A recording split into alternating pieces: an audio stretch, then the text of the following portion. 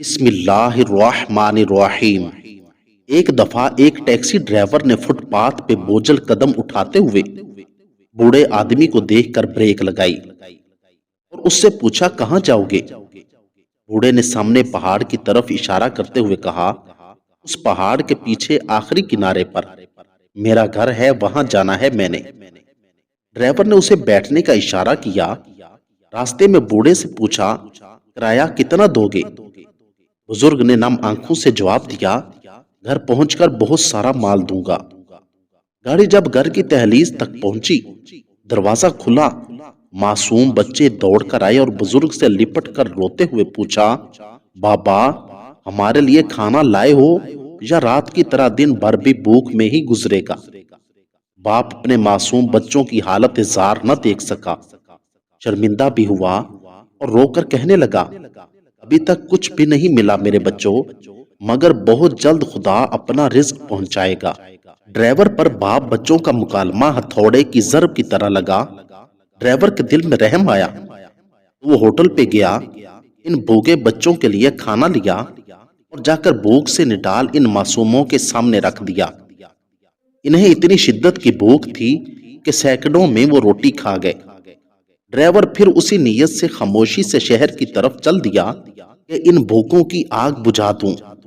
اچانک سامنے سیاح ملے، کہنے لگے ہمیں ایئرپورٹ پہنچا دیں۔ انہوں نے بغیر پوچھے اس کا کرایہ 100 دینار دیا، حالانکہ اتنی مسافت کے صرف 20 دینار بنتے تھے۔ واپسی پر ایک سواری ملی، اس نے بھی 100 دینار دیا۔ اب یہ مزدوری لے کر بازار آیا، اس بزرگ کے معصوم بچوں کے لیے کھانا اور اشیاء خورد و نوش لیے اور سیدھا ان بچوں کے پاس پہنچ کر کہا، میرے بھائی، میرے رب نے تمہاری وجہ سے یہ رزق چند لمحوں میں دیا ہے، یہ لے لیں اپنا حصہ اور اپنے پاس رکھ لیں۔ بوڑھا شخص بے حد ممنون و مشکور نگاہوں سے دیر تک دیکھتا رہا اور اس کے آنسو رکنے کا نام نہ لے رہے تھے۔ پھر زبان سے جو کچھ کہا ہوگا، عرش تک آواز ضرور پہنچی ہوگی۔ اصل رزق تو وہ ہے جو رب کی مخلوق کے کام آئے، ورنہ خزانے تو قارون کے پاس بھی تھے۔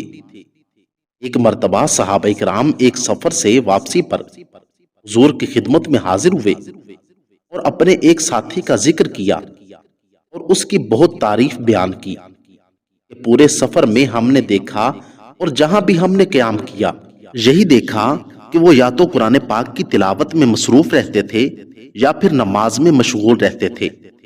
حضور نے دریافت فرمایا کہ اس کی ضروریات کو کون پورا کرتا تھا اور کون اس کے لیے اس کی سواری تیار کرتا تھا؟ صحابہ کرام نے عرض کیا کہ ہم لوگ اس کی خدمت کرتے تھے، تو آپ صلی اللہ علیہ وآلہ وسلم نے فرمایا کہ تم سب اس شخص سے بہتر ہو۔ ایک دوسری جگہ حضور نے فرمایا، اللہ تعالیٰ کو تمام لوگوں میں سب سے زیادہ وہ شخص محبوب ہے جو لوگوں کو سب سے زیادہ فائدہ پہنچانے والا ہو۔ اللہ تعالیٰ کی سب سے زیادہ پسندیدہ نیکی یہ ہے کہ تم کسی مسلمان کی زندگی میں خوشی کو داخل کرو، یا اس کی تکلیف و پریشانی کو دور کرو، یا اس کے قرض کی ادائیگی کا انتظام کرو، یا اس کی بھوک کو ختم کرو۔ اور میں اپنے کسی مسلمان بھائی کی ضرورت پوری کرنے کے لیے چند قدم اس کے ساتھ چلنے کو مسجد کے 2 مہینے کے اعتکاف سے بہتر سمجھتا ہوں۔ اور جس کسی نے اپنا غضب روک لیا تو اللہ تعالیٰ اس کی ستر پوشی فرمائے گا، اور جس کسی نے انتقام و بدلہ لینے کی طاقت رکھتے ہوئے بھی معاف کر دیا تو اللہ تعالیٰ قیامت کے دن اس کے دل کو غنا سے بھر دے گا۔ جو کوئی اپنے مسلمان بھائی کی ضرورت پوری کرنے کے لیے اس کے ساتھ چلا تو اللہ تعالیٰ قیامت کے دن اس کے قدموں کو پھسلنے اور پھسل کر جہنم میں گرنے سے بچائے گا اور ثابت قدم رکھے گا۔ اور برا اخلاق ساری نیکیوں کو ایسے خراب کر دیتا ہے جیسے سرکہ شہد کو خراب کر دیتا ہے۔ تو معلوم ہوا کہ دوسروں کے کام آنا، دوسروں کا بوجھ اٹھانا، بے سہارا کا سہارا بننا وغیرہ اہم ترین نیکیاں ہیں۔